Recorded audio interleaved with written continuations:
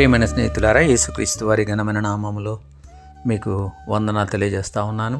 కీర్తనలు 9వ అధ్యాయము 10వ వచనాన్ని చదువుతున్నాను.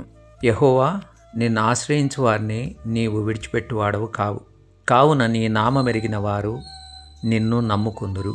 ఇది దావీదు రాసినటువంటి కీర్తన. దావీదు దేవునిని ఆశ్రయించిన కారణాన తన జీవితంలో అనేక రకాలైనటువంటి ఆపదలు, కష్టము, నష్టము, ఇబ్బంది, ఇరుకైన పరిస్థితులు తాను ఎదుర్కొన్నప్పటికి కూడా వాటన్నింటిలో కూడా తాను జయమును అనుభవించినటువంటి వాడుగా ఉన్నాడు. దేవుడు తనను ఎప్పుడు కూడా వదిలిపెట్టినటువంటి పరిస్థితిని తాను ఎదుర్కొనలేదు. కష్టాల గుండా వెళ్ళాడు, నష్టాల గుండా వెళ్ళాడు, కానీ దేవుడు తనను వదిలిపెట్టలేదు. ఇబ్బందులకరమైనటువంటి పరిస్థితుల గుండా వెళ్ళాడు, కానీ దేవుడు తనను విశాలమైనటువంటి స్థలానికి తర్వాత తోడుకుని వచ్చాడు.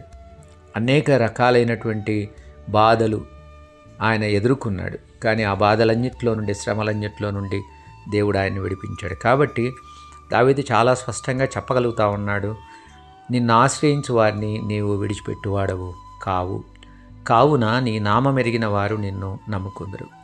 దేవుని మనం ఆశ్రయిస్తే దేవుడు మనల్ని కాపాడేవాడుగా ఉంటాడు, భద్రపరిచేవాడుగా ఉంటాడు, ఆశీర్వదించేటువంటి వాడుగా ఉంటాడు, సహాయం చేసేవాడుగా ఉంటాడు. మన ఇరుకైన పరిస్థితులను విశాలమైనటువంటి స్థలమునకు తోడుకొని వచ్చేటువంటి వాడుగా ఉంటాడు. మన శత్రువులను మన పక్షంగా అణిచివేసేటువంటి వాడుగా ఉంటాడు. కాబట్టి మన దేవుడు మన యొక్క ఆశ్రయం అన్నటువంటి వాస్తవాన్ని మనం గుర్తుపెట్టుకోవాలి. దేవుని యొక్క సన్నిధికి మనం వెళ్ళడం నేర్చుకోవాలి, ఆయన ఆశ్రయించడం నేర్చుకోవాలి.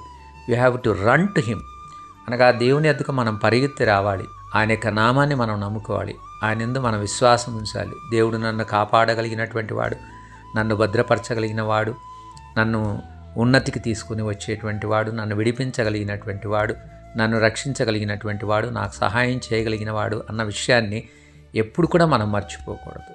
ఏ సమయంలోనైనా, ఏ పరిస్థితిలోనైనా నమ్ముకోనగలిగిన దేవుడు ఎవరైనా ఉన్నారంటే అది మన ప్రభువైన యేసుక్రీస్తు అన్న వాస్తవాన్ని మనం గుర్తుపెట్టుకోవాలి. కాబట్టి దావీదు అంటాడు, నిన్ను ఎరిగిన వారు, నీ నామం ఎరిగిన వారు నిన్ను నమ్ముకుంటారు. ప్రేమైన స్నేహితులారా, ఈ వాక్యాలు మనల్ని ధైర్యపరిచేవిగా ఉన్నాయి. మన యొక్క విశ్వాసం ఇంకా కొనసాగటానికి, దేవుని మీద మనం ఆనుకోవడానికి, దేవుణ్ణి మన ఆశ్రయంగా చేసుకోవడానికి ఈ మాటలు మనకెంతో ఉపకరించేవిగా ఉన్నాయి.